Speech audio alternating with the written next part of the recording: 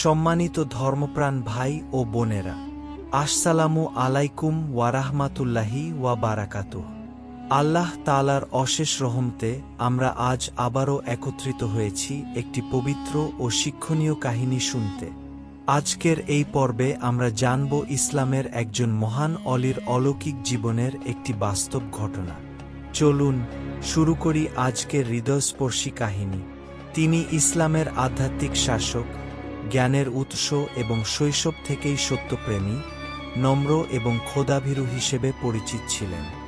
একবার যখন তার মা তাকে বাগদাদে পড়াশোনার জন্য পাঠান, তখন তিনি তার পোশাকের ভেতরে 40টি স্বর্ণমুদ্রা সেলাই করে দেন এবং তাকে একটি গুরুত্বপূর্ণ উপদেশ দেন।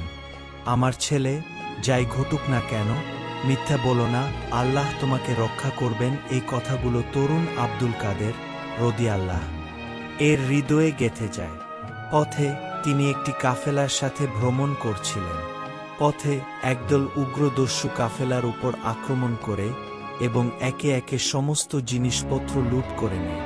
ডাকাতদের একজন আব্দুল কাদের রাদিয়াল্লাহু এর কাছে এসে জিজ্ঞাসা করে যে তিনি কোনো মূল্যবান জিনিসপত্র বহন করছেন কিনা। তিনি ভয় না পেয়ে উত্তর দেন, হ্যাঁ, আমার পোশাকে 40টি স্বর্ণমুদ্রা সেলাই করা আছে। অবাক হয়ে ডাকাত তাকে তাদের সর্দারের কাছে নিয়ে যান। ডাকাত সর্দার এরপর আব্দুল কাদের রাদিয়াল্লাহু কে সত্য বলার কারণ জিজ্ঞাসা করেন।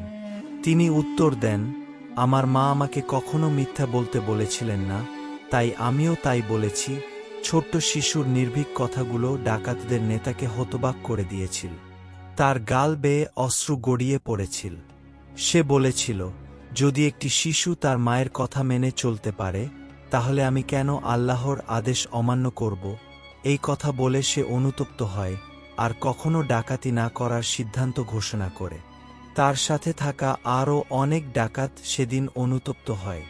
এই ঘটনাটি কেবল একটি সরল সত্যবাদী বক্তব্যের অলৌকিক প্রভাব।